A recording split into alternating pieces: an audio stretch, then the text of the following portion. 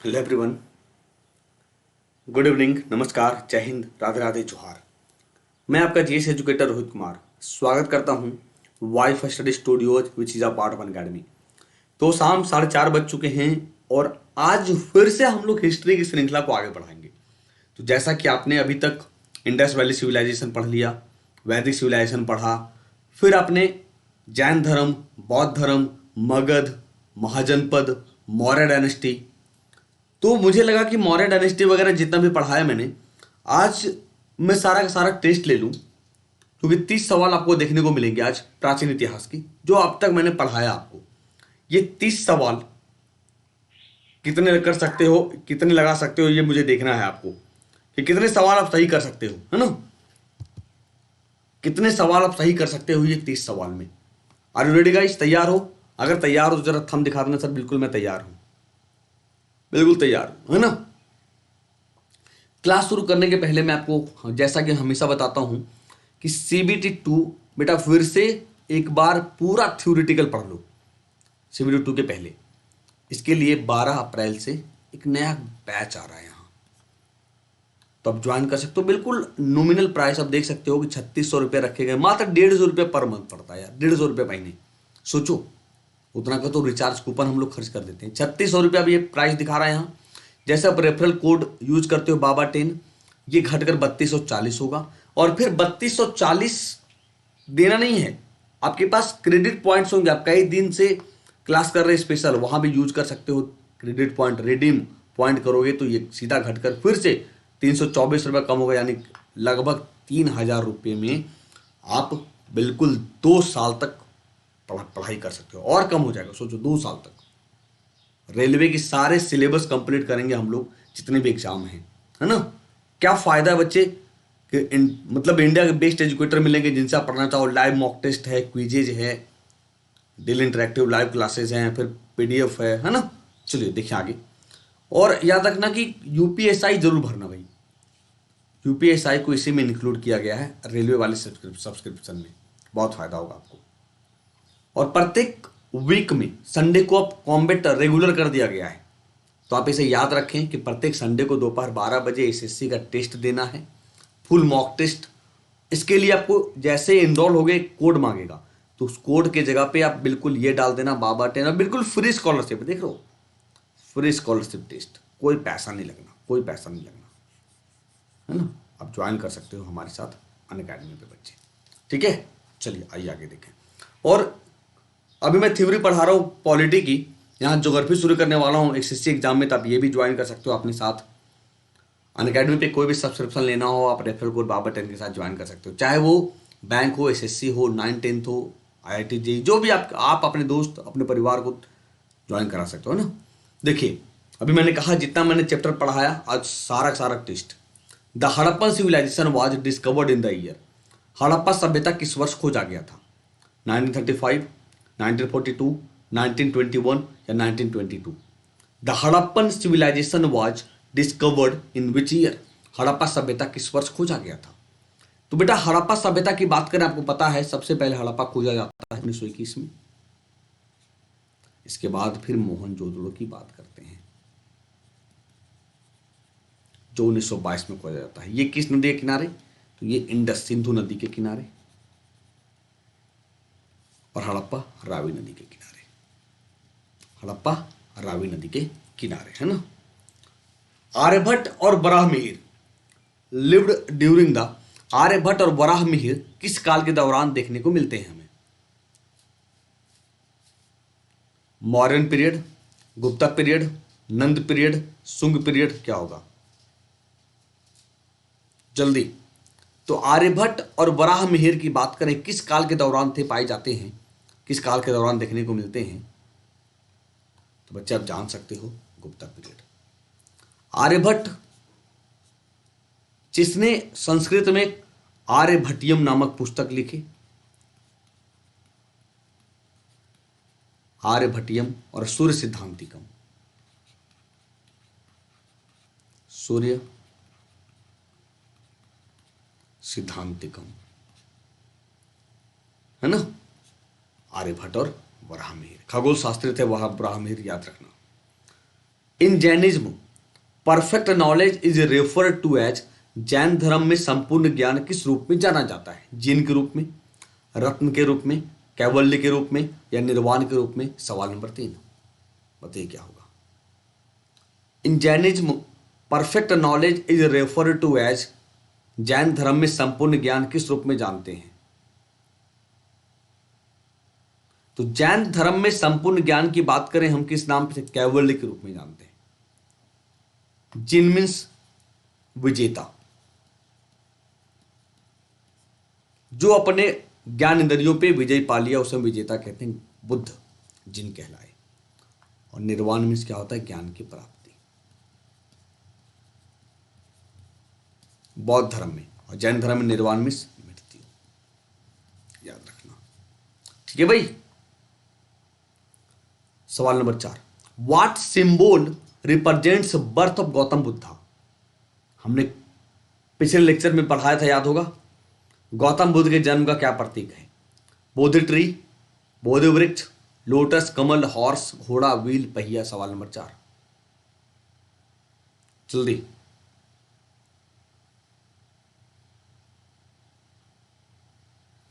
तो बच्चे, गौतम बुद्ध के जन्म का क्या प्रतीक है आपको यह समझना पड़ेगा कि लोटस कमल, बोधि वृक्ष ये ज्ञान, बच्चे ज्ञान की प्राप्ति जो पीपल है, घोड़ा गृह त्याग, घर त्यागने, घर छोड़ने की सिंबल। और व्हील क्या हो गया? उपदेश। व्हील क्या भाई? उपदेश है, याद रखना। ठीक है बच्चे, याद रहेगा कि गौतम बुद्ध के जन्म का क्या प्रतीक है? लोटस है, ज्ञान प्राप्ति बोधि ट्री है, गृह त्याग हॉर्स है, और उपदेश व्हील पहिया है ना। The paintings of Ajanta inspired by, Ajanta की पेंटिंग्स किससे प्रेरित है?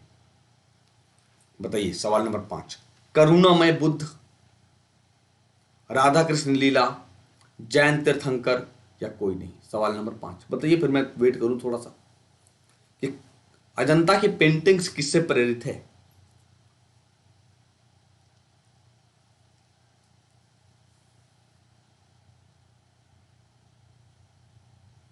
जल्दी। अजंता की पेंटिंग्स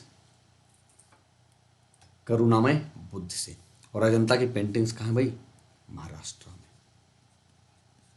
कहां? महाराष्ट्र। अजंता की पेंटिंग्स महाराष्ट्र में, है ना, याद रखना। करुणामय बुद्ध। तो अजंता की गुफाओं में चित्रकारी जो की गई है मुख्य रूप से जातक कथाओं का वर्णन करता है। और जातक क्या है?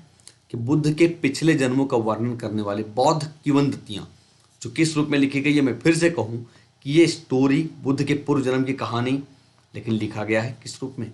कविता के रूप में, है ना, पोयम के रूप में। टोटल जातक की संख्या मैंने पिछले लेक्चर में पढ़ा है, फिर से मैं बता दूं 547, 547 जातक, है ना। सवाल नंबर 6, whose region in Indian history was called the golden age of India? अभी मैंने गुप्त काल पढ़ाया नहीं, पढ़ाएंगे आगे बच्चे मौर्य काल के बाद। तो भारतीय इतिहास में किसके शासनकाल को भारत का स्वर्ण युग कहा गया है? मुगल एम्पायर, मराठा एम्पायर, गुप्त एम्पायर, मौर्य एम्पायर? आसान सवाल है, बननी चाहिए सबसे। तो बच्चे, भारतीय इतिहास में किसके शासनकाल को भारत का स्वर्ण युग कहेंगे? गुप्त साम्राज्य के काल को। किसे काल को? गुप्त साम्राज्य। क्यों? क्योंकि इनके समय में आर्ट एंड कल्चर का बहुत ज्यादा विकास हुआ है,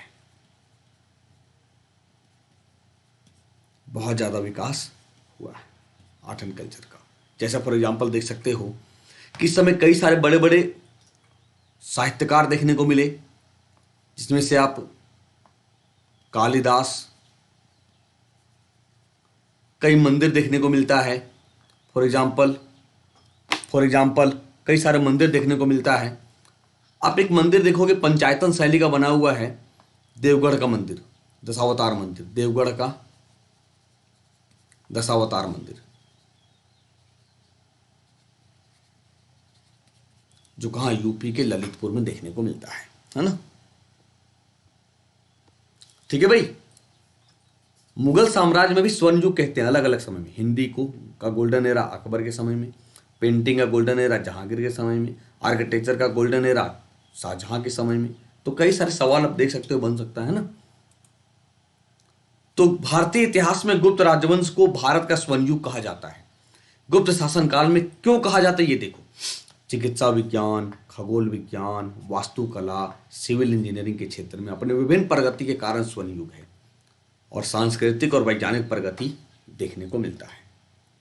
सवाल नंबर 7, which of the following languages were patronized by the Jains to preach their doctrines. कल नहीं, मंडे को हमने देखा था, याद होगा आपको, कि जैनियों ने अपने सिद्धांतों, हाँ कल ही तो, जैनियों ने अपने सिद्धांतों का प्रचार करने के लिए निम्नलिखित में से किस भाषा का संरक्षण किया था।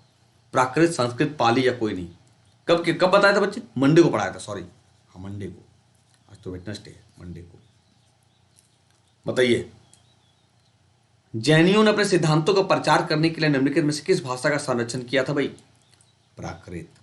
जैन प्राकृत करता है, बौद्ध पाली करता है, इसीलिए ना कि जैन धर्म पर फेमस नहीं हो पाया क्योंकि प्राकृत उस समय ज्यादा फेमस लैंग्वेज नहीं था, जबकि पाली भाषा पूरे बिहार, मगध में देखें तो फेमस था। इसीलिए बौद्ध धर्म ज्यादा लोगों के दिमाग में अटैच हुआ है ना। तो जैन धर्म ने वर्णों की बुराइयों और कर्मकांडों के वैदिक धर्म को समाप्त करने का पहला गंभीर प्रयास किया। आरंभिक रूप से जैनों ने ब्राह्मणों द्वारा संरक्षित संस्कृत भाषा को त्याग दिया। उन्होंने अपने सिद्धांतों का प्रचार करने में आम लोगों की प्राकृत भाषा को अपनाया था। यह भी आम लोगों की बोलचाल भाषा थी। From where the famous Gayatri mantra has been taken. प्रसिद्ध गायत्री मंत्र किससे लिया गया है? 3rd mandal of Rigveda, 7th mandal of Rigveda, 10वें मंडल ऑफ ऋग्वेद, या 10th मंडल ऑफ ऋग्वेद, या नन ऑफ द, जिनमें से कोई नहीं। सवाल नंबर 8 क्या होगा बच्चे? तो प्रसिद्ध गायत्री मंत्र ऋग्वेद का 3रा मंडल। 10वें मंडल में वर्ण व्यवस्था की चर्चा है।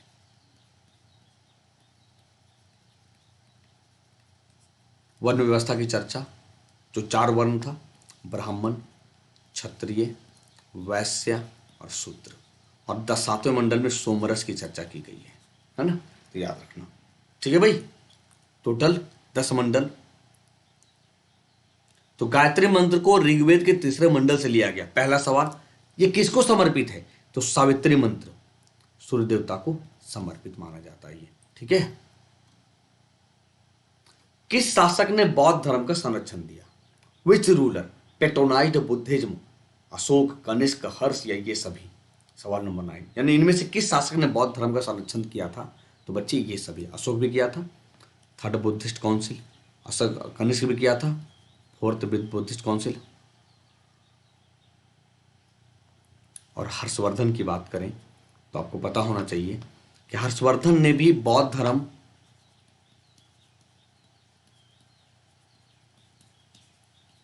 को प्रमोट करने का काम किया था। इसी समय में कौन आया था? वेनसांग।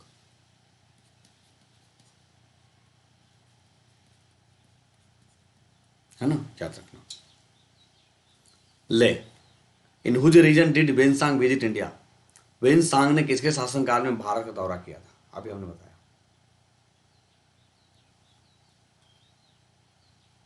क्या होगा? रुद्रदामन, चंद्रगुप्त सेकेंड, हर्षवर्धन, या चंद्रगुप्त फर्स्ट? वेनसांग ने किसके शासनकाल में भारत का दौरा किया था? In whose region did Xuanzang visit India? किसके शासनकाल में भारत का दौरा किया था? बताइए। अरे अभी तो पढ़ाया मेरे लाल, हर्षवर्धन के समय में। हर्षवर्धन के समय में वेनसांग। पहला चीनी यात्री क्या? नहीं, पहला चीनी यात्री फाहियान, जो गुप्त काल में आता है, गुप्त पीरियड में, चंद्रगुप्त सेकंड के समय में। चंद्रगुप्त सेकंड के समय में, याद रखना। ठीक है भाई। तो चीनी यात्री वेनसांग सम्राट हर्ष शासन के दौरान भारत आया। जब वे चीन वापस गए तो उन्होंने अपनी पुस्तक सिजुकी में हर्ष के शासनकाल के दौरान भारत का विस्तृत विवरण लिखा था। इन्हें यात्रियों का राजकुमार कहा गया वेनसांग को। ठीक है। आयुर्वेद हैज इट्स ओरिजिन इन? आयुर्वेद की उत्पत्ति किससे हुई है? ऋग्वेद, सामवेद, यजुर्वेद, अथर्ववेद? सवाल नंबर 11। तो आयुर्वेद हैज इट्स ओरिजिन इन, आयुर्वेद की उत्पत्ति की बात करें तो बच्चे अथर्ववेद से हुआ है, और सामवेद, ऋग्वेद, यजुर्वेद, ये तीनों इसमें ईश्वर की चर्चा की गई है, उसके श्लोक, ईश्वर की प्रार्थना, लेकिन ये बिल्कुल अलग है। झाड़ फूक, भूत प्रेत, तंत्र मंत्र की चर्चा अथर्ववेद में है ना। तो आयुर्वेद की उत्पत्ति बच्चे अथर्ववेद से हुई है, जहां कई बीमारियों तथा उनके उपचारों का उल्लेख किया जाता है। अब मिलिंद पन्हु क्या है? What is Milinda Panha? A Buddhist place, one of the names of Buddha, Buddha का एक नाम, बुद्धिस्ट टेक्स्ट, या ऑल ऑफ दिस, उपरोक्त सभी। मिलिंद पन्हु क्या है? You know that Milinda Panha की बात करें बच्ची, ये बुद्धिस्ट टेक्स्ट है। क्या है ये? बौद्ध ग्रंथ है। मिलिंद पन्हु क्या है माय डियर? बौद्ध ग्रंथ है ये। क्या है? बौद्ध ग्रंथ है मिलिंद पन्हु, याद रखना बिल्कुल, ठीक है। Which river is not mentioned in Rigveda? Rigveda में किस नदी का उल्लेख नहीं है? याद करिए, जब मैंने आपको ऋग्वेद पढ़ाया था, वैदिक व्यवस्था सभ्यता पढ़ाया, तो मैंने पढ़ाया है ऋग्वेद में किस नदी का उल्लेख नहीं है? तो ऋग्वेद में नर्मदा का उल्लेख नहीं है, जबकि यमुना का उल्लेख है, सिंधु का उल्लेख है ना। बाकी बात कई सारी नदियां हैं, पंचनद तो है ही, पंचनद तो है ही। पंचनद में कौन? सतलज, सतुदरी, ब्यास, विपाशा, परुशनी, रावी, अस्कनी, चिनाब, वित्सता, झेलम, हो गया 2, 3, 4, 5। इंडस इसमें शामिल नहीं है, इंडस की ट्रिब्यूटरी है सारी, है ना। तो महानदी, नर्मदा, तापी, पेरियार, कृष्णा, इनमें से कुछ नदियों में से 5 नदियां जिनका उल्लेख ऋग्वेद में नहीं मिलता है, याद रखना। Whose achievements are recorded in the Allahabad pillar inscription? Allahabad स्तंभ शिलालेख में किसकी उपलब्धियों को दर्ज किया गया है? चंद्रगुप्त मौर्य, समुद्रगुप्त, विक्रमादित्य, स्कंदगुप्त। सवाल नंबर 14। Whose achievements are recorded in the Allahabad pillar inscription?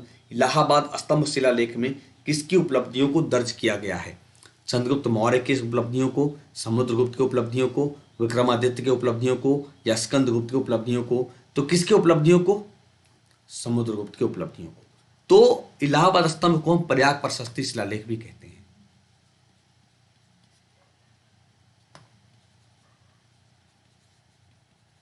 Prayag प्रशस्ति शिलालेख भी कहते हैं। हरिसेन ने लिखा था इन्हें, दरबारी कवि थे जो, हरिसेन ने लिखा था, दरबारी कवि थे जो समुद्रगुप्त के, है ना। चंपू काव्य स्टाइल में लिखा गया था ये, चंपू काव्य शैली में लिखा गया, बिल्कुल याद रखना। और इन्हीं से पता चलता है कि ये दक्षिण भारत पर आक्रमण करने वाले इतिहास में, भारतीय इतिहास में पहले शासक हैं ये समुद्रगुप्त, अपने सेनापति वीरसेन के मदद से, वीरसेन के मदद से, है ना, बिल्कुल याद रखना। तो यह शिलालेख समुद्रगुप्त की प्रशंसा करने वाले प्रशस्ति है और अपने शासनकाल की राजनीतिक और सैन्य उपलब्धियों को सूचीबद्ध करता है, अपने यानी उनके शासनकाल को। इसमें दक्षिण के लिए उनके अभियान शामिल है, ये याद रखना। Which area of India was known as Avantika in ancient time? हमने ये भी मंडे को पढ़ाया था, आई थिंक भारत का मंडे, या कल पढ़ाया था यार। भारत के इस क्षेत्र को प्राचीन काल में अवंती के नाम से जाना जाता था। मालवा, अवध, रोहिलखंड, इनमें से कोई नहीं। सवाल नंबर 15। तो किसे? अरे मालवा, मध्य प्रदेश, मालवा का पठार, कल ही तो पढ़ाया भाई। तो ये महाजनपद में थी, महाजनपद में इसका उल्लेख है ना, जो मध्य प्रदेश में है। कल तो पढ़ाया है, फिर भी गलती करेंगे। अवंतिका या अवंती प्राचीन काल में भारत के 16 महाजनपदों में से एक था। यह जिला उत्तर और दक्षिण 2 भागों में विभाजित था। चलिए, in Mauryan dynasty Kalinga war took place in the year? Maurya काल में कलिंग युद्ध किस वर्ष हुआ था? 273 बीसी, 269 बीसी, 261 बीसी, 249 बीसी। सवाल नंबर 16 क्या होगा? चलिए बताइए बच्चे। तो मौर्य काल में कलिंग युद्ध 261 बीसी में हुआ था, अशोक के शासन के 8वें वर्ष में। 8वें वर्ष में, क्यों? 269 में गद्दी पर बैठता है, 73 में बैठता है, लेकिन 4 साल अपने भाइयों को मारने में लगा देता है, ये याद रखना। भारतीय इतिहास में निम्नलिखित में से कौन सा पहला भारतीय राजा था जिसने अपने अभिलेखों को पत्थरों पर उकेरा था? कौन था? अशोक। है ना। पहला शासक अशोक था जिसने पत्थरों पर उकेरा था। सेल्यूकस ने मेगास्थनीज को किस मौर्य राजा के दरबार में अपने राजदूत के रूप में भेजा था? ये भी मैंने कल पढ़ाया है, रिवीजन है, कर लो, भूलना मत। तो सेल्यूकस ने मेगास्थनीज को किस मौर्य राजा के दरबार में, चंद्रगुप्त मौर्य के दरबार में। मेगास्थनीज ने क्या लिखा? इंडिका लिखा था, ग्रीक लैंग्वेज में। किस लैंग्वेज में? ग्रीक लैंग्वेज में, है ना, याद रखना। तो मेगास्थनीज के इंडिका और कौटिल्य का अर्थशास्त्र मौर्य वंश के अध्ययन के लिए उपयोगी स्रोत माना जाता है, और इंडिका में भारत की जानकारी दी गई है। ऋग्वेद में शब्द वित्सता निम्नलिखित नदियों में से किसके लिए है? अभी मैंने आपको पढ़ाया पंचनद के रूप में, Jhelum, Beas, Sindhu, Chenab. The term Vitasta and Rigveda refers to which among the following rivers? Rigveda में शब्द वित्सता जो है किसके लिए है माय डियर? झेलम के लिए। फिर से समझना, ब्यास का विपाशा, इंडस का तो इंड सिंधु, चिनाब का अस्किनी, सतलज का सतुद्री, सतलज का सतुद्री। अब क्या बचा? 1 2 3 4 और रावी का परुष्णी।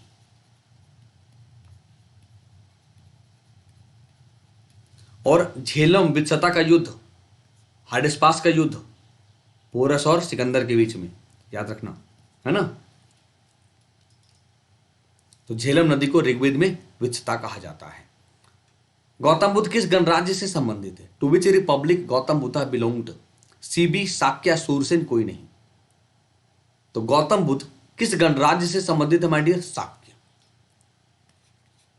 और महावीर की बात करें तो वो चांत्रिक कुल से थे, चांत्रिक कुल से थे, बिल्कुल याद रखना, चांत्रिक कुल से थे, ठीक है। तो गौतम बुद्ध का जन्म क्षत्रिय के रूप में हुआ था, सुदोधन के पुत्र थे, शाक्य वंश के एक निर्वाचित प्रमुख। इनकी राजधानी कहाँ थे बच्चे? कपिलवस्तु। नेपाल में जन्म हुआ था, लुम्बिनी में, लुम्बिनी में। इसीलिए अशोक जब गद्दी पर बैठता है ना, अशोक जब गद्दी पर बैठता है तो इसने लुम्बिनी को टैक्स फ्री कर देता है, कोई टैक्स नहीं लगेगा वहां, बुद्ध के जन्म स्थल, है ना, बिल्कुल याद रखना। नंद वंश का शासक कौन था भाई जब सिकंदर ने 326 ईसा पूर्व में भारत पर आक्रमण किया था? धनानंद, महापद्मनंद, कालाशोक, या इनमें से कोई नहीं। तो नंद वंश का शासक कौन था भाई जब सिकंदर ने 326 ईसा पूर्व में भारत पर आक्रमण किया? धनानंद था, last ruler of Nanda dynasty, of Nanda dynasty. जबकि महापद्मनंद पहला शूद्र शासक नंदवंश की स्थापना की, और कालाशोक के समय में दूसरी बुद्धिस्ट काउंसिल कराई गई, कहां? वैशाली में, ठीक है, याद रखना। Who among the following patronize the second, लो अभी किसने दूसरे बौद्ध परिषद का संरक्षण किया? शिशुनाग, अजातशत्रु, कालाशोक। अभी तो मैंने बताया, 3 दिन से पढ़ा रहे हैं ये, 3-4 दिन से, ताकि दोबारा मत भूलो। फिर से आरवीपी के जल्दी से देख लो, आरवीपी के राजगिरा, पहला, वैशाली, पाटलिपुत्र, कुंडलवन, कश्मीर, एक देख लो जल्दी से। अजातशत्रु, कालाशोक, अशोक और कनिष्क और MSMV, महाकश्यप, साबकमीर, मोगलेपुतिस, वसुमित्रा, ये अध्यक्ष थे, है ना, याद रख लेना। Who was the writer of Harshacharita? Harshacharita के लेखक कौन थे? बाणभट्ट, कालिदास, हरिसेन, उपरोक्त में से कोई नहीं। हर्षचरित के लेखक कौन थे बच्चे? बाणभट्ट, जो दरबारी कवि थे, किसके? हर्षवर्धन के।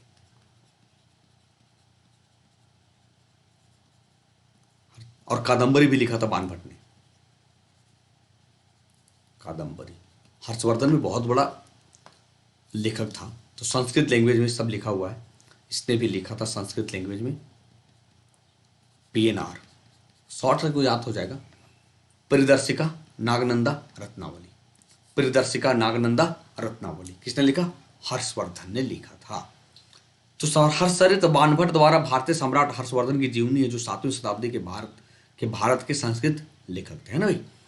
The Harappan had commercial relations with, Harappa वासियों के साथ व्यापारिक संबंध किसके थे? चीन, जावा, मेसोपोटामिया या बर्मा? हड़प्पा वासियों का व्यापारिक संबंध किससे था?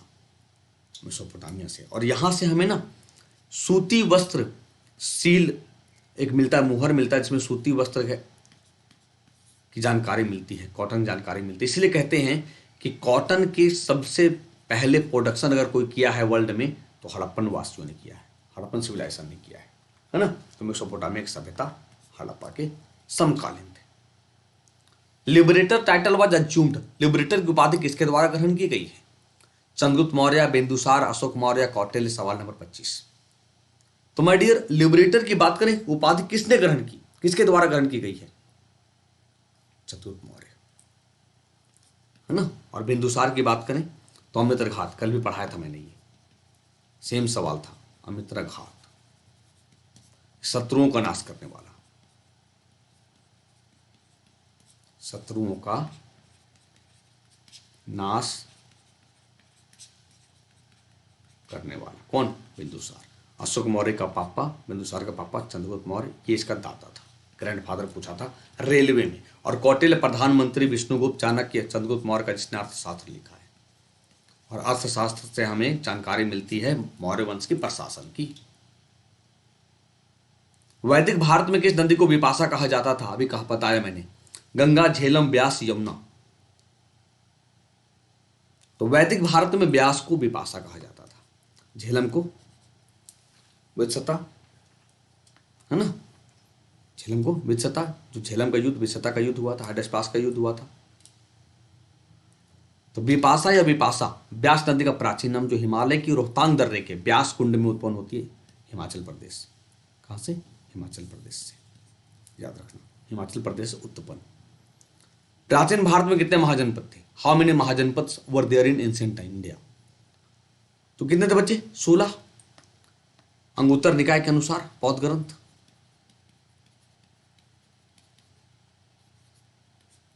16 में 8 यूपी में, है ना। इनमें से पावरफुल मगध, मगध सबसे पावरफुल था, याद रखना, ठीक है भाई। और असमक एकमात्र था जो दक्षिण भारत में मौजूद था, महाराष्ट्र में, जहां कोरोना फैला हुआ है भी। कौन सा हड़प्पा स्थल गुजरात में स्थित नहीं है? Which of the following Harappan sites is not located in Gujarat? Surkotada, Rangpur, Sutkagendor, कोई नहीं। तो हड़प्पा स्थल गुजरात में स्थित नहीं है बच्चे, सुतकागेंडोर नहीं है। ये कहाँ है? सिंधु घाटी सभ्यता का पश्चिमी स्थल है, दासक नदी के किनारे है, जो पाकिस्तान ईरान बॉर्डर पड़ता है। पाकिस्तान ईरान बॉर्डर पड़ता है, बिल्कुल याद रखना, ठीक है। सुतकागेंडोर। जबकि सुरकोटदा, रंगपुर, ये सब गुजरात में। सुरकोटदा से हमें घोड़े का साक्ष्य मिलता है, घोड़े का साक्ष्य मिलता है, याद रखना, ठीक है। तो सुतकागेंडोर सिंधु घाटी सभ्यता का सबसे पश्चिमी ज्ञात पुरातात्विक स्थल या पाकिस्तान के बलूचिस्तान प्रांत में ईरानी सीमा के निकट है, ठीक है, याद रखना। कृत्रिम ईंट डॉकयार्ड वाला एकमात्र सिंधु स्थल कौन सा है? कृत्रिम ईंट डॉकयार्ड वाला एकमात्र सिंधु स्थल लोथल, कालीबंगन, हड़प्पा या मोहनजोदड़ो? बच्चे लोथल सबसे बड़ा और सबसे पुराना बंदरगाह,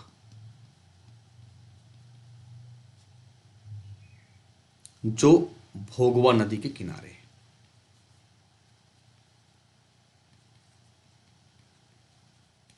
भोगवा नदी के किनारे कहां? गुजरात में। कालीबंगा, काले रंग की चूड़ियां, राजस्थान, घग्गर नदी के किनारे। और हड़प्पा पाकिस्तान में, ये भी पाकिस्तान में, है ना। तो लोथल सिंधु घाटी सभ्यता का बंदरगाह शहर था, गुजरात के सरगवाला में स्थित है बच्चे, याद रखना, भोगवा नदी के किनारे।